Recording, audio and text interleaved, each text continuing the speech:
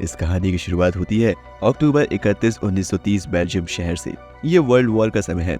हम एक बंकर में बहुत सारे सोल्जर्स दिखते हैं। वहाँ के कैप्टन को एक मैसेज आता है कि उनको ब्रिज पर अटैक करना होगा, लेकिन सोल्जर्स ये जानते थे कि उस ब्रिज तक वो लोग जिंदा नहीं पहुँच पाएंगे। पर कैप्टन उन्हें हिम्मत देते हैं और कहते हैं उन्हें ये करना होगा कुछ भी करके। तभी एक हरक्यूल नाम का सोल्जर आता है और कहता है उन्हें ये काम 7 से 8 मिनट में अंदर करना होगा, तभी हम बड़ी आसानी से दुश्मन को हरा सकते हैं। कैप्टन को ये बात समझने के लिए हरक्यूल आसमान में उड़ रहे पक्षियों को देखकर बताता है इस समय हवा पूरब की ओर बह रही है, यानी कि पास की मौजूदा फैक्ट्री से निकलने वाला धुआं भी हवा के साथ उसी दिशा में बह रहा है। इस धुएं में छुपके हम दुश्मन पर हमला करके उन्हें हरा सकते हैं। हरक्यूल का प्लान अनुसार काम करके कैप्टन और उनके सोल्जर दुश्मन को मार गिराते हैं, लेकिन कैप्टन का एक पैर एक वायर से टकरा के बहुत बड़ा धमाका होता है। उससे कैप्टन की जान चली जाती है और हरक्यूल नाम का सिपाही घायल हो जाता है। अब हरक्यूल को हॉस्पिटल में भर्ती किया जाता है। उसकी देखभाल के लिए एक नर्स उसके पास बैठती है जो कि उसकी गर्लफ्रेंड है। उस धमाके की वजह से हरक्यूल का आधा चेहरा खराब हो जाता है। इस पर उसकी गर्लफ्रेंड बोलती है कि तुम इसको छुपाने के लिए बड़ी बड़ी मूछ रख लेना। इसके बाद 1937 का लंदन शहर दिखाया जाता है, जहां हरक्यूल पोयरो अपने कार से निकल के क्लब में जाते हैं। हरक्यूल अब एक मशहूर डिटेक्टिव है। इस क्लब में हम रोजालिया ऑटोबॉन को देखते हैं, जो सैलोमो नामक एक फेमस सिंगर के मैनेजर होती है। यहाँ रोजालिया क्लब के मालिक से पैसे लेकर सलोमो को उसका शो शुरू करने को बोलती है। स्टेज में सलोमो गाना गाने लगती है।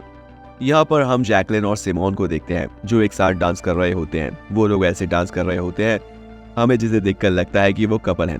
तभी क्लब के बाहर लिनेट रिजवे आती है, जो बहुत अमीर परिवार से है। दरअसल लिनेट और जैकलिन एक अच्छे दोस्त हैं। जैकलिन ने लिनेट को क्लब में बुलाया है।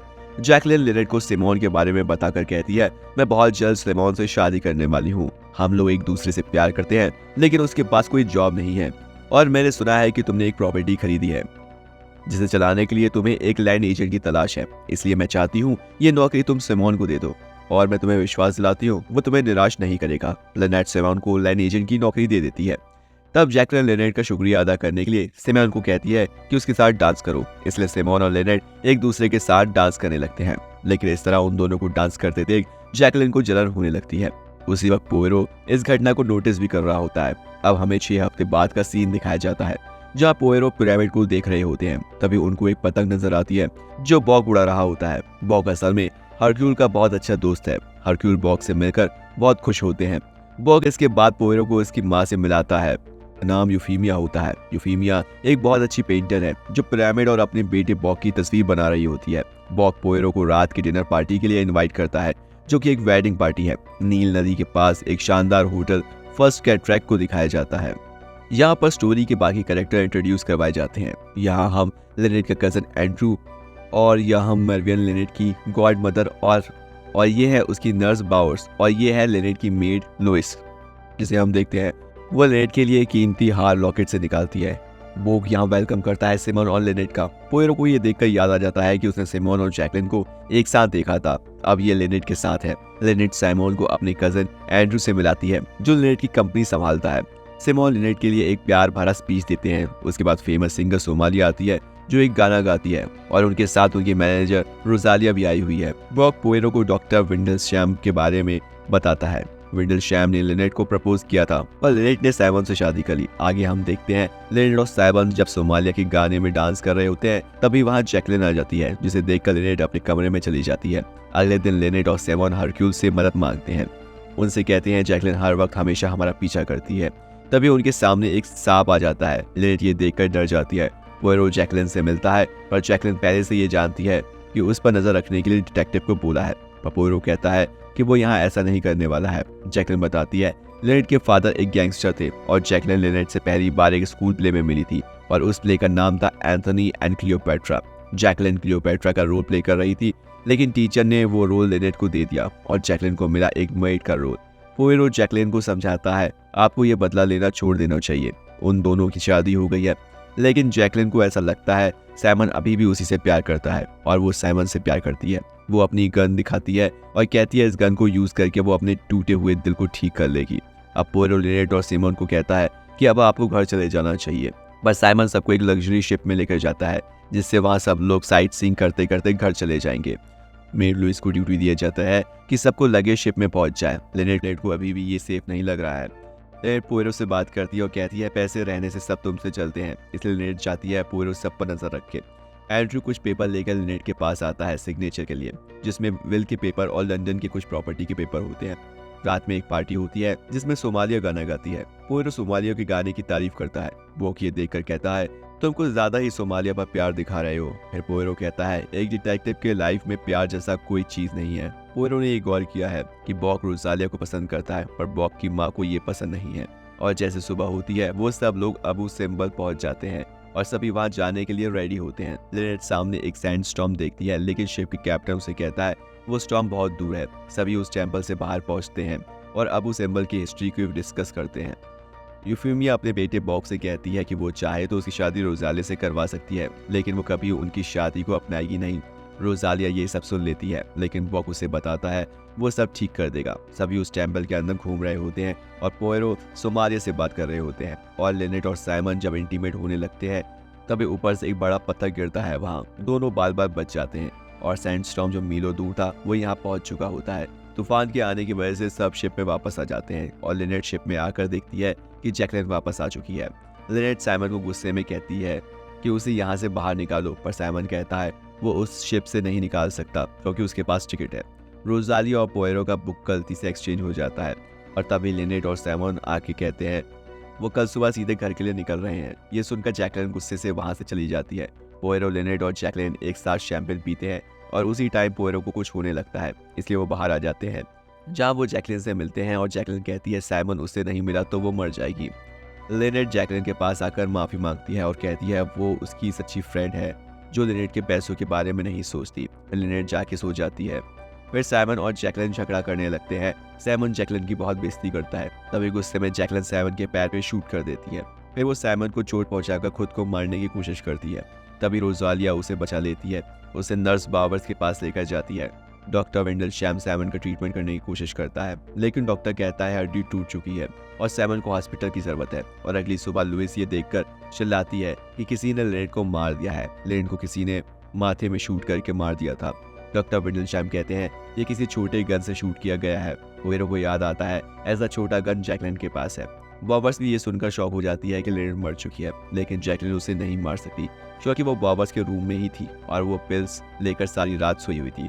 रोजालिया कहती है उसने गन छीन के सोफे के नीचे फेंक दिया था, लेकिन बाद में उसे गन नहीं मिला। मतलब साइमन को डॉक्टर के पास लेकर जाने के बाद किसी ने गन को चुरा कर जाकर लिनेट को शूट कर दिया था। साइमन को लगता है लिनेट को जैकलिन ने मारा है और पोयरो कहता है ऐसा पॉसिबल नहीं है, वो रात में सोई हुई थी। और साइमन पोयरो को कहता है कि ढूंढो किसने लिनेट को मारा है। पोयरो अब अपनी इन्वेस्टिगेशन स्टार्ट करता है और साइमन से बात करके पता चलता है कि साइमन के साथ एक बार लिनेट का झगड़ा हो गया था और माइस लुइस ही लिनेट की कीमती सामान रखती है, लेकिन पता चलता है कि लिनेट का वो कीमती नेकलेस गायब है जो साइमन ने गिफ्ट में दिया था। अब इसके बाद पोयरो लुइस से बात करता है और उसे नेकलेस को ढूंढने के लिए पूरे शिप की तलाश की जाती है।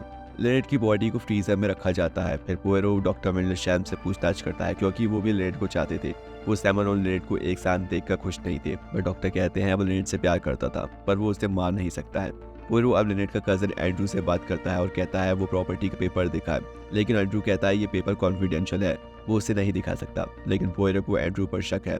वो लिनेट की प्रॉपर्टी को इनहैंड करना चाहता है, पर एंड्रू बताता है कि इस काम में महंगे आइटम की ट्रांसफर करना होता है। अगर वो लिनेट को मारना चाहता तो अपने इस बारे में गन को यूज नहीं करता। पोयरो बॉबर से पूछताछ करता है और पता चलता है बॉबर 20 साल से मेरी के लिए काम करती है। बॉबर्स पहले बहुत अमीर हुआ करती थी। लिनेट के पास बॉबर्स की एक बिल्डिंग गिरवी है जिसमें बहुत सारे लोग काम करते थे। हो सकता है इसलिए बॉबर्स ने लिनेट को मारा हो। तभी वहाँ मेरी चली आती है, पर पोयरो उससे भी पूछताछ करता है कि विल में आपका भी बहुत इंपॉर्टेंट रोल है, तो क्या आप लिनेट को मार सकती हैं।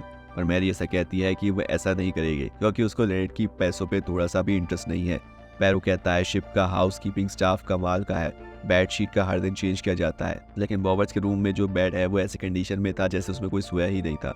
और बॉबर्स के सारे चीज मैरी के रूम में पाए गए और यहाँ तक कि मैरी को लोगों के क्लास से प्रॉब्लम था, तो क्या वो अपने साथ एक सर्वेंट को रख सकती है? ऐसा कभी नहीं हो सकता है। तभी पोयरो समझ जाता है कि दोनों एक दूसरे से प्यार करते हैं। तभी शिप के क्रू मेंबर को कुछ मिलता है, मैरी का स्कार्फ जिसमें बुलेट होल है, एक रुमाल और जैकलिन का गन जिसमें से 2 बुलेट गायब हैं। पोयरो सोमालिया से पूछताछ करता है। तभी सोमालिया बताती है कि लिनेट को वो कुछ खास पसंद नहीं करती क्योंकि 1924 के समर में सोमालिया अपनी मिस रोजालिया को स्विमिंग के लिए लेकर गई थी मगर वहाँ लिनेट के अपने पापा से कहा था कि वो ब्लैक लोगों के साथ स्विमिंग नहीं करेगी। लिनेट शायद ये इंसिडेंट भूल चुकी होगी, पर सोमालिया और रोजालिया नहीं भूले। तो क्या इसलिए सोमालिया ने लिनेट को मार डाला? रोजालिया बताती है कि लिनेट स्कूल में उसके साथ पढ़ती थी और वो उसकी फ्रेंड थी, पर इसलिए सारी लड़कियां रोजालिया की फ्रेंड बनी। वैसे भी लिनेट बहुत अच्छी लड़की थी। यूफीमिया को लिनेट का नेकलेस मिलता है। अब ये देखकर पोयरो यूफीमिया पर भी शक करता है, क्योंकि उसे भी लिनेट पसंद नहीं थी, क्योंकि लिनेट उसके बेटे बॉक को रोजालिया के साथ सेट करना चाहती थी, जो कि यूफीमिया को पसंद नहीं था। फिर पोयरो यूफीमिया, सोमालिया, रोजालिया के सामने कन्फेस करता है कि यूफीमिया ने उसे हायर किया था ये पता लगाने के लिए कि रोजालिया बॉक के लिए सही है कि नहीं। पोयरो यूफीमिया को बताता है कि दोनों एक दूसरे के लिए परफेक्ट है और ये दोनों एक दूसरे से प्यार करते हैं, पर रोजालिया ये सब सुनकर नाराज होकर चली जाती है और पोयरो की बेइज्जती करती है और कहती है पोयरो बहुत घमंडी है। तभी लिनेट की मेड की डेड बॉडी मिलती है। मेड का गला नाइफ से काटा गया है और एंड्रू डॉक्टर विंडरशैम पर इल्जाम लगाते हैं कि उसके पास भी वैसे ही नाइफ है और कहता है तुम ही ने लुइस को मारा है, और दोनों फाइट करने लगते हैं। बॉक बताता है कि हम लोग कल पोर्ट पर पहुंच जाएंगे, सब कोई अपने कमरे में जाए और डोर को लॉक करके रखे। जैकलिन पोयरो से पूछती है कि आपके पास कोई थ्योरी होगी। पोयरो कहता है उसे एक फाइनल इंटरव्यू करना है। पोयरो साइमन और बॉक से पूछताछ करता है और कहता है उसको बॉक पर भी शक है और कहता है कि तुम लिनेट को कब से जानते हो। बॉक बताता है कि वो दोनों लोग एक दूसरे को बहुत पहले से जानते हैं और दोनों की फैमिली एक है इसलिए। बट पोयरो बॉक से पूछता है कि तुम्हारा कोट कहाँ है और जब साइमन को गोली लगी थी तब तुमने लिनेट को जगाया क्यों नहीं। तब बॉक कहता है वो सो रही थी स्लीपिंग पिल्स लेके। पोयरो बॉक पर चिल्लाता है तुम बकवास कर रहे हो, तुमने लिनेट को मारा नहीं, मगर तुमने सबसे पहले लिनेट की बॉडी को देखा और मौका देखकर वो नेकलेस को चुरा लिया। जैसे मैंने नेकलेस खोजने की बात की तभी तुमने नेकलेस लौटाने की बात सोचा और तुम लुइस के पास गए। तभी लुइस को किसी ने मार दिया था और तुम कैसे किसी को बताते कि नेकलेस तुम्हारे पास है। तब सब कोई तुम पर ही शक करते, इसलिए तुमने नेकलेस को अपनी माँ के कमरे में रख दिया और तुम चुप रहे। तुम्हारे कोट पे खून के चींटे हैं इसलिए तुमने कोट को फेंक दिया नदी में। पोयरो बॉक से पूछता है किलर कौन है और तुमने ये नहीं बताया तो तुम चोरी के इल्जाम में जेल जाओगे। पर बॉक जैसे बताने वाला होता है किलर कौन है तभी बॉक पर कोई शूट कर देता है और बॉक वहीं मर जाता है। पोयरो उस इंसान को पीछा करता है मगर उसके हाथ कुछ नहीं लगता। सभी गोली की आवाज़ सुनकर बाहर आते हैं। रोजालिया ये देखकर टूट जाती है और कहती है पोयरो उस कातिल को ढूंढो। यूफीमिया गुस्से से कहती है कि तुम फेल हो गए, अपने दोस्त को तुम बचा नहीं पाए। पोयरो हवा में गोली चलाता है और शिप के सर्वेंट सभी को बाहर से लॉक कर देते हैं। बार में फिर पोयरो कहता है कि हम लोगों में से ही कोई कातिल है। पोयरो कहता है कि वो कातिल है एंड्रू, उसी ने वहाँ बड़ा पत्थर गिराया था। पर एंड्रू कहता है वो क्या सोच रहा था उसे खुद पता नहीं था, पर अच्छा हुआ लिनेट बच गई, उसने कभी उसको मारने का नहीं सोचा। पोयरो यूफीमिया से पूछता है आपने पेंटिंग में बॉक को ग्रीन पेंट क्यों किया था? बॉक ने तो लाल ड्रेस पहना था। तो यूफीमिया कहती है लाल रंग खत्म हो गया था। पोयरो बताता है कलर को चुराया गया था और उस कलर को चुराया था साइमन ने, जिसने ही लिनेट का मर्डर किया है। उसने अपने प्लान को अंजाम देने के लिए उसने पहले पोयरो को ड्रिंक में ड्रग मिला दिया था, इसलिए पैरो सारी रात सोता रहा। जैकलिन ने जब साइमन को शूट किया था तो वो गोली खाली थी। साइमन ने रेड कलर यूज करके उस नाटक को रियल बनाया और जब बॉक और रोजालिया जैकलिन को बाबर्स के पास ले जा रहे थे तब मौका देखकर साइमन ने जाकर लिनेट को शूट कर दिया और साइमन उस रुमाल को यूज करके गन के साउंड को दबा दिया और अपने ही पैर में गोली मार ली और गन में एक और बुलेट डाल दी, जैसे गन में 2 बुलेट की जगह खाली रहे। साइमन ने उस रुमाल और गन को पानी में फेंक दिया। तभी वहाँ डॉक्टर विंडरशैम आ जाते हैं उसका इलाज करने। और लुइस और बॉक को किसने मारा? बॉक को तो साइमन नहीं मार सकता है, क्योंकि जब बॉक को गोली मारी गई तब वहाँ साइमन उसके बगल में बैठा था। फिर पोयरो यह कहता है कि लुइस और बॉक को जैकलिन ने मारा है। वो साइमन को हेल्प कर रही थी लिनेट के पैसा और प्रॉपर्टी इन हैंड करने के लिए। जैकलिन ने लुइस को मारा क्योंकि लुइस ने साइमन को देख लिया था मर्डर करते हुए। लुइस ने साइमन को ब्लैकमेल किया पैसों के लिए। साइमन ने जैकलिन को लुइस को मारने को कहा था और जब जैकलिन लुइस को मार रही थी तब बॉक ने उसको देख लिया था, इसलिए जब बॉक पोयरो के किलर के बारे में बताने जा रहा था तभी साइमन चिल्ला के जैकलिन को इशारा करता है और जैकलिन बॉक को शूट कर देती है। जैकलिन सबसे कहती है कि क्या सबूत है पोयरो के पास कि मैंने बॉक को और लुइस को मारा है? तो पोयरो कहता है कि गन है जिसमें फिंगरप्रिंट नहीं है और उसके साथ एक रुमाल मिला है। नील नदी का पानी गर्म था इसलिए रुमाल के लाल रंग को पिंक बना देता है। अगर उसमें खून होता तो नील नदी में रहने के कारण ब्राउन हो जाता, पर वो पिंक हो चुका है तो इसे पता चलता है कि पोयरो की थ्योरी सच है। साइमन और जैकलिन कहते हैं कि वो लोग एक साथ थे, उन्होंने लिनेट को मारा है पैसों के लिए ताकि फ्यूचर में उनको कोई प्रॉब्लम ना हो। साइमन और जैकलिन का पोल खुल चुका था। तभी जैकलिन साइमन के पीठ में बंदूक रख के गोली चला देती है और इससे दोनों मर जाते हैं। अगली सुबह शिप पोर्ट पर पहुंचती है और 5 डेड बॉडी को शिप से निकाला जाता है और सब अपने अपने घर चले जाते हैं। 6 महीने बीत जाते हैं और पोयरो उसी क्लब में जाते हैं और सोमालिया गाना गा रही होती है। तभी हम देखते हैं कि पूरे ने मूंछों को शेव कर लिया था और उसके चेहरे के घाव दिख रहे थे। यहाँ पर मूवी खत्म हो जाती है। अगर आपको मेरा वीडियो पसंद आया होगा तो प्लीज़ मेरे चैनल को सब्सक्राइब और वीडियो को लाइक करना मत भूलिएगा। Thank you.